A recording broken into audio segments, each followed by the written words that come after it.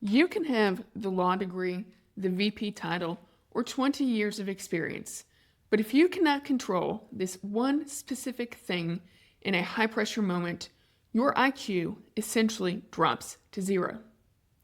I call my clients cognitive athletes. You use your brain as your primary muscle for performance. But just like a physical athlete, if that muscle cramps up under pressure, you lose. Today, we are looking at the biological mechanism that causes smart people to make bad decisions and the 90-second tool you need to override it.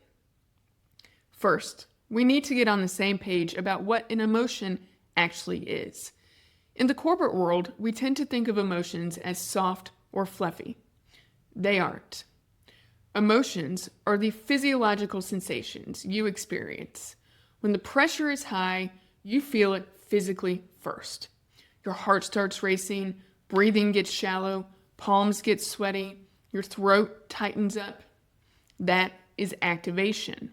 It's not a weakness, it's an automatic part of our biology, and it happens before you're even aware it's happening. It is a surge of energy designed to help you survive. The problem isn't the energy. The problem is who is driving the bus when that energy hits. When that surge happens, your brain has a choice.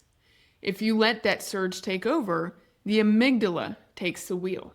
This is your fear center, your emotion center, your fight or flight response. When the amygdala turns on, it actually takes your prefrontal cortex offline. Your prefrontal cortex is your CEO. It handles logic, reasoning, strategy, and complex problem solving. Literally everything you're paid to do as a high performer.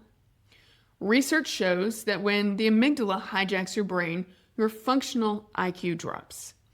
This is why you have said things in the heat of the moment that you regretted 10 minutes later. It's why you've sent emails you wish you can unsend. At that moment, the smart part of your brain wasn't even in the building. So, how do we keep the CEO online? We look to the research of neuroanatomist Dr. Jill Bolt Taylor. She discovered that the chemical surge of an emotion, that intense rush of anger, anxiety, or adrenaline, only lasts for 90 seconds. It is a chemical wave. It has a beginning, a middle, and an end. If you do not feed that emotion with a story, the chemistry flushes out of your system in a minute and a half. Here is your skill to practice and experiment with this week.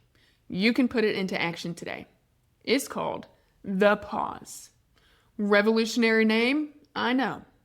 You may also be thinking, I have a postgraduate degree just to learn this. Trust me, it works and it's based in science.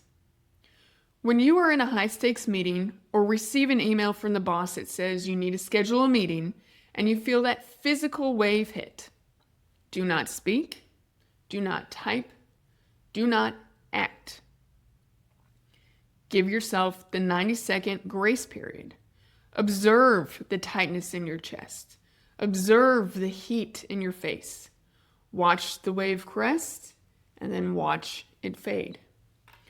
Once the 90 seconds are up, then your prefrontal cortex comes back online. You can take a deep breath or two if you want to accelerate this process. Then you decide how to respond. Then you choose your next move. Respond, don't react. You are a cognitive athlete. Don't let a temporary chemical surge derail your performance. Now, once you've let those 90 seconds pass, you will still feel some residual energy in your body. And if you are like most high achievers, your instinct is to shove that feeling down forever and ignore it to stay professional. This is a mistake. If you bury that feeling, it comes back with interest. I talk about the high cost of ignoring your feelings and why it's leading to your burnout in this next video right here.